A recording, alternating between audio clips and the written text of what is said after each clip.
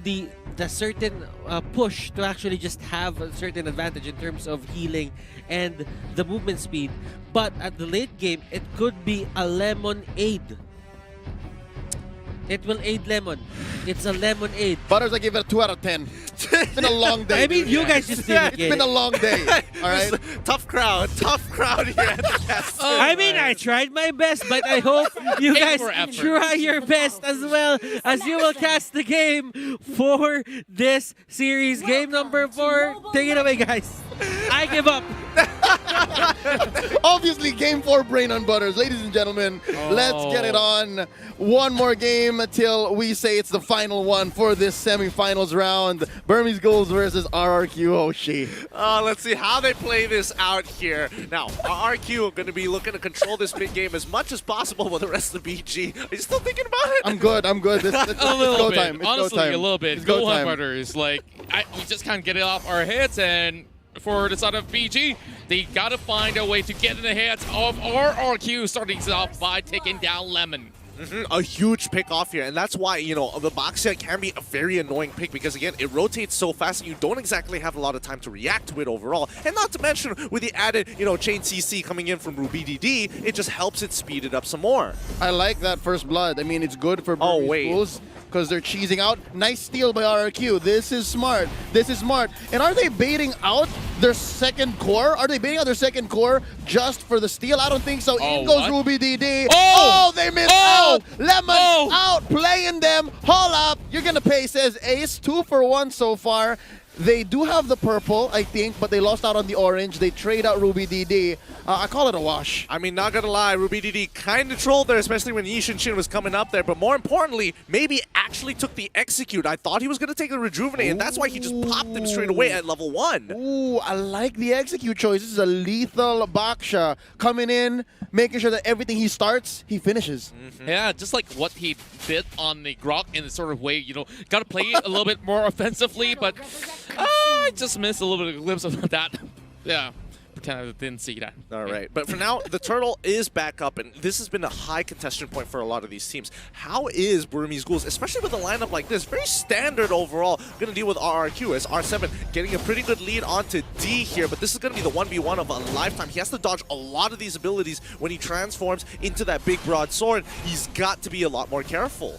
Nice Cyclone Eye steal here by Kid, and I guess Burmese Ghouls is just of the mind of, you took our orange, let us take most of the things in your jungle that we can take safely right now. Starting up this turtle, nice vision being set in here by Ace. Mountain Shocker. Oh, they know that all 4 or 5 are here. Oh, they will be able to get the turtle, though. Psycho's chasing right in for Kid, but you can definitely see maybe he's dropping really low. The rest of RRQ, they're focusing their attention on towards D. He might fall, and oh my goodness, look at the damage coming out of Albert as they will be securing 2. But in exchange, of course, a little bit of a back and forth, but still looking pretty hot coming from RRQ. Ooh, maybe here with the concussive blast dealing a little bit more damage, and Ace can't finish the job.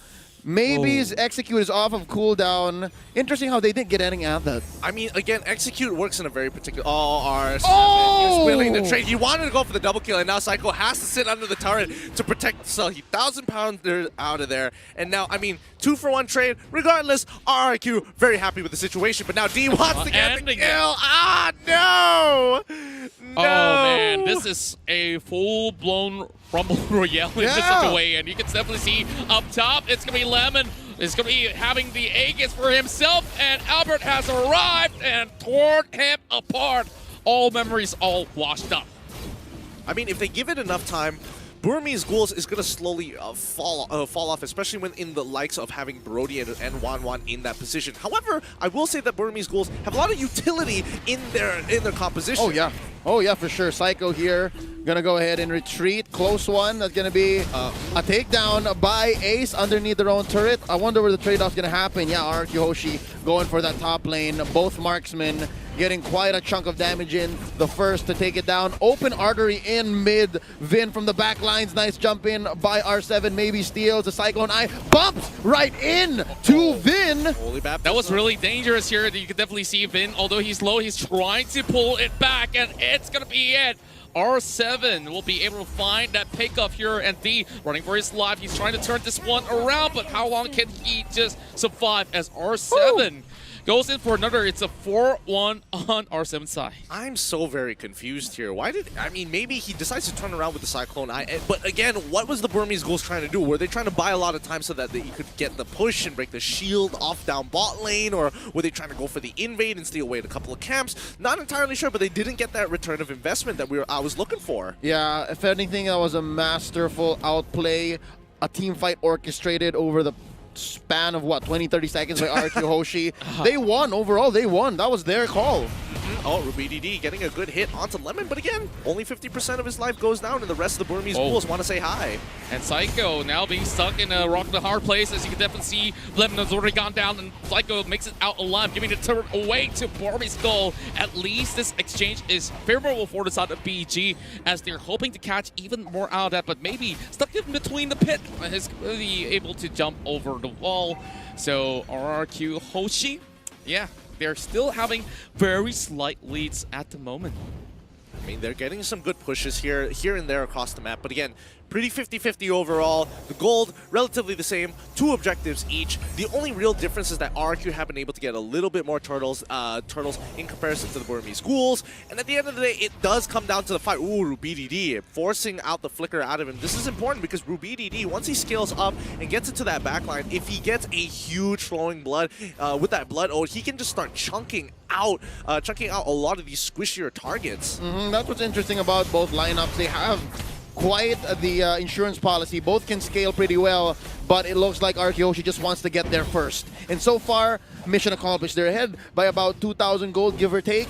But Burmese Ghouls, they're regaining quite a bit of the map. It's looking pretty blue, save for that huge wave coming up top. But right now, maybe cutting the wave from the back to give space for Ace. But right now, Vin and Psycho want to engage. The rest of the cavalry has arrived. D being stuck by the corner. He's got the flicker away. The rest of RRQ hunting him down.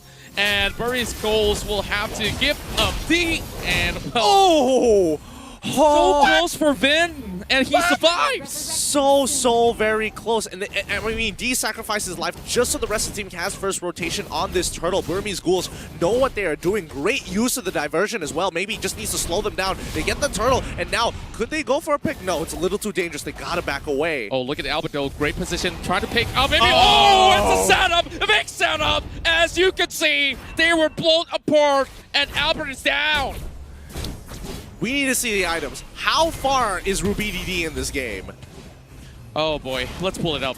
Here we go. He has the Enchanted Talisman, so no problems with mana. That's going to be the Clock of Destiny as well. And if I'm not mistaken, he's building up towards at least some magic lifesteal. But right now, that's going to be... Oh, RubyDD from the back. R7 is in trouble. That's going to be the Blood Ode pop. D looking for a nice target. That's going to be crossbow tag taken out, kid. Oh, he's going to be able to take D down low as well. Ooh. Not much to be left and said. Just look at how they maneuver across the map. Flip Despair on the hands of Ace as they are looking to shut down the rest of RRQ. But they're still out as well as Win. There is a little bit of hope for them to turn this one around. But they still have the buff in hand. And Burmese Ghoul really picked up the right fight. 2 for 2 here. D and Kid for R7 and Lemon. If you're talking about who's more valuable, I'd give the win here to Burmese Ghouls. You took out 2 cores, 2 side laners that RRQ HOSHI have invested so much in, and all that was lost was D and the support. Yeah, I would agree on that trade as well. And the Burmese Ghouls, honestly, just evening out the gold against RRQ HOSHI here, where both sides, it's really going to come down to when the Lord is coming up real soon, and really who is going to be winning these fights. I mean, Burmese Ghouls have been so disciplined with the way they take their fights. They won't go without an advantage. Small skirmishes over on towards Psycho. You don't want to be on that Akai position. The rest of BG, it will be pretty tough to break out of that Hurricane dance. Now, Mounty Shocker reveals the rest of RRQ. A little bit of 1v1 action going on, but you know, Lemon has to back away. This is not where he should push his advantages all the way towards BG side, and there goes Lord on the 9th minute. We can see Wings on the side of D as he gets more beefier. Yeah, I think real quick, while we're waiting for this first Lord take to happen, a lot of the reasons why players get away with like 1 HP and then just live is because they're so good at juggling defensive item now. It's part of the meta game. And right now, they're jockeying for position. Burmese Ghouls have already started. Ace on the Lord. I'm not too sure if RQ knows about this, and speaking of which, they are already having Psycho being caught in between, and a great wall of defense just to gatekeep the rest of RQ from even marching anywhere close. But R7 is coming within towards the middle side. He's trying to disturb this Lapu Lapu, but you know, not exactly the ones that he's been looking for. Somebody just has to push up too far. Falling Star Moon on the wave. RRQ want to have full mid control so they can sink their feet really deep in towards this Lord side and start pulling up their trenches so that when Burmese Ghouls do decide to push on through, they can take full advantage of it. But look, top side as well. They're getting a push. Oh, wait! Maybe getting caught out right now. The Hurricane Dance will push him all the way towards the back. As you can see, D coming in response, trying to hunt out where exactly Albert is. But just look at his health being chunked out away. Maybe it will eventually fall to the hands of Lemon. As you can already see, they're focusing on towards Albert instead, putting every resources that they have, and they have managed to shut him down. While BG, they might just be able to close out a few members, but just look at Psycho as well as Lemon. They're dropping real low. Rupee DT, he's putting so much of the hard work, and he might just be able to catch them down. It's a 3-for-2 exchange now in favor of the side of RQ, but they have to back away. It's Ace and D taken down. It's Kid, Ruby DD surviving 3-for-3 right now, and neither walk away with a free Lord, neither get much movement on the map. It's because these fights are lasting longer than either are comfortable with. And now that's R7 pushing away Kid. He might even get the kill. Oh, he does! He does! R7 does the unthinkable in the face of maybe, and here comes Lemon. Wow, RRQ HOSHI's so fast on the takeback. Unbelievable. He's extending so far up ahead. You did not expect this Esmeralda to be up in your face. Yeah, they got to push on even further, and R7 once again onto Ruby DD, who's clearing up the waves, and again, Lord is up. Flowing Blood is going to put him into safety, but the rest of the Burmese Ghouls, they're just getting ready to start another fight, and it's still even on both sides. Psycho jumping right in, zoning out the at the moment. Well, maybe he tries to go in for the face check. Lemon is already getting himself pretty much pinning him off, but just look at R7, he's having that big fat shield, but Ruby DD comes in for back, hoping to actually get a catch, but maybe he's dropping real low, and this is not looking all too good for Burmese Ghouls. They get caught out, and the Blood O has been popped. He can only last for so long, but just look at the back though, R7 almost takes down Ace. Tough all across the board. They managed to get the pick with nothing in return, and Burmese Ghouls finally they're slowly losing the lead here, but in terms of gold, not that big of a deal, but they lose a lot of position, especially with that Lord, and the question is, how far ahead is RRQ going to get with this upcoming Lord push? It's enhanced, by the way. Now R7 caught out here by 4. There's a lot of damage coming onto him. Maybe gets the job done, but at what cost? There is a huge wave coming in from bottom, being taken care of by Lemon. Lord marching up top with enhanced minions, mind you. Oh, I think the Burmese Ghouls need to make the most of the gold they've gotten real quick. Let's check the items onto Ace. That's going to be the Bladed Spear. Endless Battle, I think he's looking for Queen's Wings right after.